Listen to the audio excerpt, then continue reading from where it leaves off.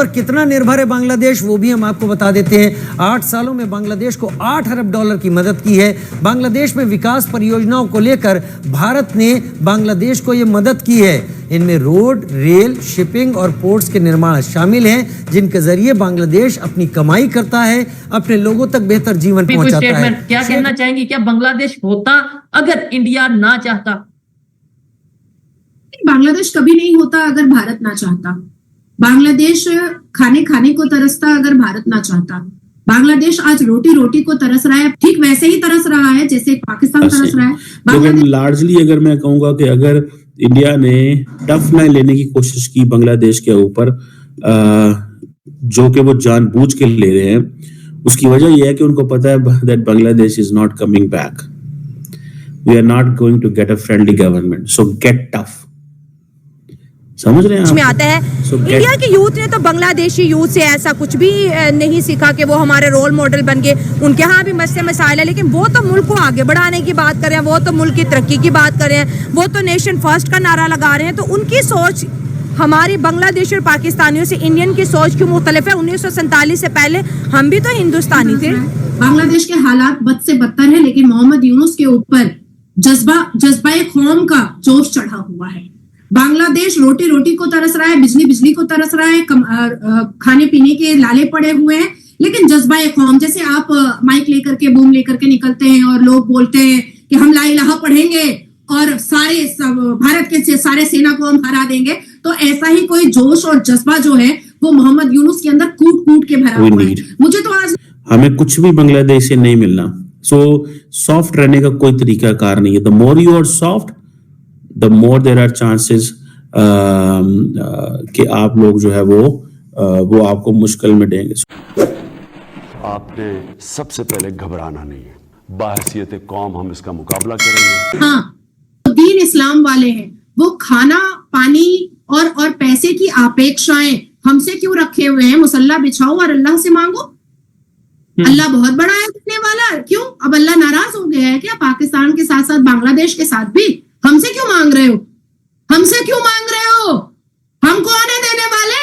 अरे तुम तो जज्बे वाली कौम हो, तुम बिछाओ मुसल्ला और मांगो अल्लाह से। और अगर अल्लाह तुमको नहीं दे रहा है तो इसका मतलब है कि तुमसे अल्लाह नाराज हो गया और तुमने इस्लाम के जस्टिफिकेशन पर तुमने गुनाह किया है। और आज अगर बांग्लादेश में अगर लोग रोटी रोटी के लिए तरस रहे हैं तो हमसे ना मांगो और भारत से अपेक्षाएं ना रखो, भारत के प्रधानमंत्री को ना गरियाओ, भारत के प्रधानमंत्री पर ये ईटा ना फेंको कि हम अपनी तरीके से चलेंगे तो तुम हमें खाना नहीं दोगे। अरे तुम अल्लाह से मांगो ना। और अगर तुम्हें अल्लाह नहीं दे रहा है तो इसका मतलब है कि तुम गलत हो, तुम पापी हो, तुम गुनाहगार हो, इसलिए तुमको अल्लाह नहीं दे रहा है। लेकिन नादिया जी, ये तो बांग्लादेश और पाकिस्तान की आपने बात की ना कि इनकी स्ट्रेटेजी, इनकी पॉलिसीज ऐसे हैं। खासतौर पे अगर पाकिस्तान की तो बहुत टाइम से ट्रेड बंद है, या मतलब कभी चलती है थोड़ी, कभी बंद होती है। पाकिस्तान इंडिया का तो चलता रहता है। लेकिन अगर बांग्लादेश की बात करें तो Indian prime minister Narendra Modi की ये स्टेटमेंट नहीं बल्कि उनका ये कहना है कि मेरा ये यकीन है कि 1 वर्ल्ड 1 अर्थ और 1 फैमिली। तो मतलब फैमिली में भी नाराजगियां तो चलती हैं या कुछ ऐसे इश्यूज चलते हैं, तो इसका ये मतलब तो नहीं। मैं आपकी फैमिली में जब नाराजगी होती है तो आप अपने भाई बहन को काटने और मारने और रेप करने लगते हैं क्या? नहीं, ऐसा नहीं होता। नाराजगी का मतलब ये होता है किसी चीज पे आप एग्री नहीं कर पा रहे। नाराजगी कहा जाता है शोएब, ये जो मोहम्मद यूनुस के नेतृत्व में हिंदुओं के साथ हो रहा है, इसको साधारण नाराजगी कहा जाता है। नाराजगी ट्रीटी में हो सकती है, नाराजगी बायलैटरल रिलेशन में हो सकती है, नाराजगी किसी कॉन्ट्रैक्ट में हो सकती है, नाराजगी किसी बातचीत में हो सकती है, नाराजगी खैरियत और खरसल्ले में हो सकती है, नाराजगी तहजीब व तमद्दन में हो सकती है। लेकिन नाराजगी रेप करने को नाराजगी नहीं कहते। 6 साल की बच्ची का सलवार उतारने को नाराजगी नहीं कहते। हिंदुओं की भगवान की प्रतिमा को तोड़ने को नाराजगी नहीं कहते। संत और महंत को पीट करके कूट करके उसको आईसीयू में एडमिट करने को नाराजगी नहीं कहते। और 15 मिनट की बात नहीं है, 5 मिनट में बांग्लादेश के मुसलमान और 2 फुटिया 4 फुटिया मौलाना का वो हाल करेंगे कि छट्टी का दूध याद दिला देंगे।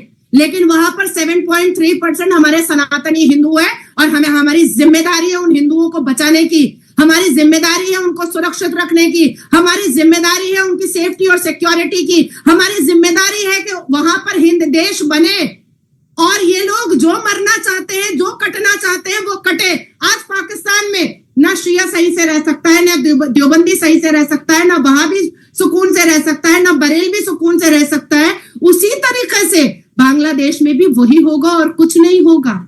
नादिया जी, आपने ये बोला कि हमारी जिम्मेदारी है, मतलब हम चाहें तो 5 मिनट में बांग्लादेश को ये सब कर सकते हैं, लेकिन वहां पे हिंदू कम्युनिटी है या वहां पे वो लोग हैं जिनका कोई कसूर नहीं है, जिसकी वजह से हम मतलब उन्हें महफूज करना हमारी जिम्मेदारी है।